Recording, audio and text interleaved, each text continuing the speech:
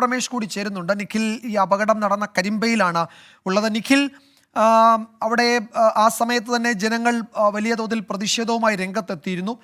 അവർ റോഡിൻ്റെ അശാസ്ത്രീയതയെ പറ്റിയാണ് പറയുന്നത്.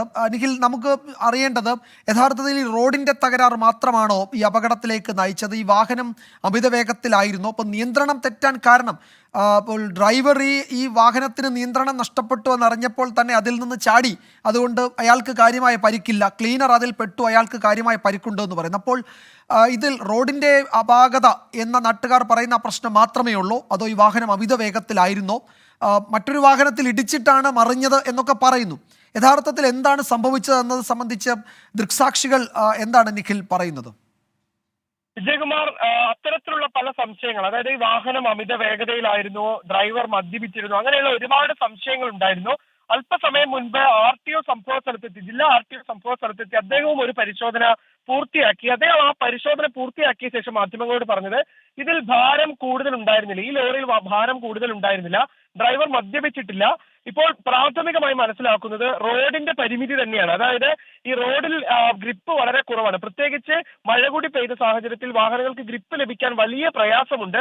അത് തന്നെയാണ് ഈ അപകടത്തിലേക്ക് നയിച്ച കാരണമെന്ന് പ്രാഥമികമായി കരുതുന്നു എന്നാണ് അദ്ദേഹം വ്യക്തമാക്കിയത്. നിരന്തരം ഇവിടെ അപകടം നടക്കുന്ന ഒരു സ്ഥലമാണ് വിജയകുമാർ. ഒരു 3 മാസം മുൻപ് അതിരാവിലെ രണ്ട് ബസ്സുകൾ, ഒരു KSRTC ബസ്സും ഒരു സ്വകാര്യ ബസ്സും കൂട്ടിയിടിച്ച് അപകടമുണ്ടായത് റിപ്പോർട്ട് ചെയ്യാൻ ഈ മേഖലയിൽ ഞാൻ വന്നിട്ടുണ്ട്. അത് ഇപ്പോൾ ഈ അപകടം നടന്നതിന് കേവലം ഒരു 100 മീറ്റർ മാത്രം അപ്പുറത്താണ്. അങ്ങനെയുള്ള അപകട സാധ്യത ഏറെയുള്ള ഒരു റോഡാണിത്.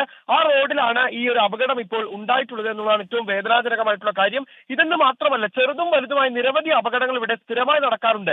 കഴിഞ്ഞ 6 വർഷത്തിനിടെ 35 ആളുകൾ ഈ നവീകരിച്ച റോഡിൽ, 6 വർഷത്തിനിടെ 35 ജീവനുകൾ ഈ നവീകരിച്ച റോഡിൽ പൊലിഞ്ഞിട്ടുണ്ട് എന്നുള്ളതാണ് ഈ പ്രദേശവാസികൾ പറയുന്ന ഒരു കാര്യം. അങ്ങനെയെങ്കിൽ അത് വളരെ ഗൗരവമേറിയ കാര്യം തന്നെയാണ്. അതുകൊണ്ടാണ് മണിക്കൂറുകളോളം അവരുടെ പ്രതിഷേധിക്കുന്ന സാഹചര്യം ഉണ്ടായത്.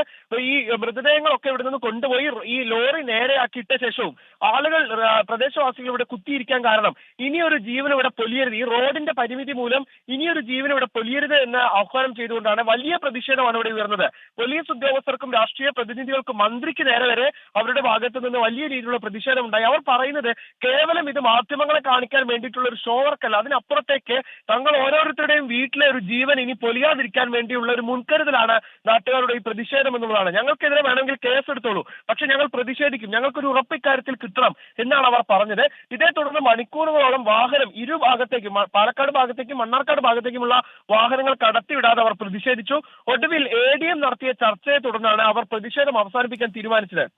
നാളെ തന്നെ പാലക്കാട് ജില്ലാ കളക്ടറേറ്റിൽ ഇതുമായി ബന്ധപ്പെട്ട ഒരു യോഗം ചേരുമെന്നും ഇവിടുത്തെ പ്രദേശവാസികളെ ഉൾപ്പെടുത്തിക്കൊണ്ടായിരിക്കും ആ യോഗമെന്നും, ആ യോഗത്തിൽ ആവശ്യമെങ്കിൽ നിങ്ങൾ ഉന്നയിക്കുന്നത് പോലെ ഈ റോഡ് പൊളിച്ചു പണിയണമെന്നുള്ള ആവശ്യം പരിഗണിക്കും എന്നുള്ള ഉറപ്പ് ലഭിച്ചതിന്റെ പശ്ചാത്തലത്തിലാണ് അവർ പ്രതിഷേധം അവസാനിപ്പിച്ചതും ഇപ്പോൾ ഇതിലൂടെയുള്ള ഗതാഗതം സുഗമമായി നടക്കുന്നതും. മറ്റൊരു കാര്യം, ഈ മരിച്ച കുട്ടികളുടെ പോസ്റ്റ്മോർട്ടം നടപടികളാണ്. അത് അല്പസമയത്തിനകം ആരംഭിക്കുമെന്ന് പാലക്കാട് ജില്ലാ ആശുപത്രിയിൽ നിന്ന് നമുക്ക് വിവരം ലഭിക്കുന്നുണ്ട്. അങ്ങനെയെങ്കിൽ ഇന്ന് രാത്രി തന്നെ മറ്റു നടപടികൾ കൂടി പൂർത്തിയാക്കി മൃതദേഹങ്ങൾ കുട്ടികളുടെ വീടുകളിലേക്ക് എത്തിക്കും.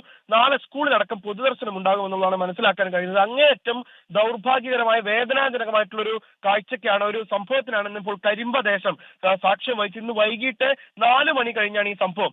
സ്കൂളിൽ നിന്ന് പരീക്ഷ കഴിഞ്ഞ്, ക്രിസ്തുമസ് പരീക്ഷ കഴിഞ്ഞ് അതിന്റെ ഇവിടെ ഒരു കടയിൽ നിന്ന് സിപ്പപ്പ് വാങ്ങി വളരെ സന്തോഷത്തോടു കൂടി വീട്ടിലേക്ക് മടങ്ങുകയായിരുന്ന കുട്ടികളാണ്. അവർക്ക് നാളെയും പരീക്ഷയുണ്ട്. ആ പരീക്ഷയ്ക്ക് വേണ്ടിയുള്ള തയ്യാറെടുപ്പുകളൊക്കെ ചർച്ച ചെയ്ത് പരസ്പരം അങ്ങോട്ടും ഇങ്ങോട്ടും പരീക്ഷയ്ക്ക് എഴുതിയ വിഷയങ്ങളെ കുറിച്ചൊക്കെ ചോദിച്ച് നഷ്ടമായ ഉത്തരത്തെ കുറിച്ച് പറഞ്ഞ് സംസാരിച്ച് അങ്ങനെ വളരെ സന്തോഷത്തോടു കൂടി വീട്ടിലേക്ക് മടങ്ങിയിരുന്ന കുട്ടികളാണ് ഈ അപകടത്തിൽപ്പെട്ടത്. അതിൽ ഒരു കുട്ടി മാത്രം അത്ഭുതകരമായി രക്ഷപ്പെടുകയായിരുന്നു. ആ കുട്ടി നമ്മളിവിടെ എത്തുന്ന സമയത്തും ഇവിടെ ഉണ്ടായിരുന്നു. അതിനുശേഷം ആ കുട്ടി വീട്ടിലേക്ക്, ആ കുട്ടിയെ ശരി നിഖിൽ, എന്തായാലും നിഖിൽ പറഞ്ഞതുപോലെ അങ്ങേയറ്റം ഹൃദയഭേദകമാണ്. വാക്കുകൾ കൊണ്ട് വിവരിക്കാൻ കഴിയാത്തത്ര ദുഃഖം ഉണ്ട് എല്ലാവർക്കും. നാട് മുഴുവൻ തേങ്ങുകയാണ്.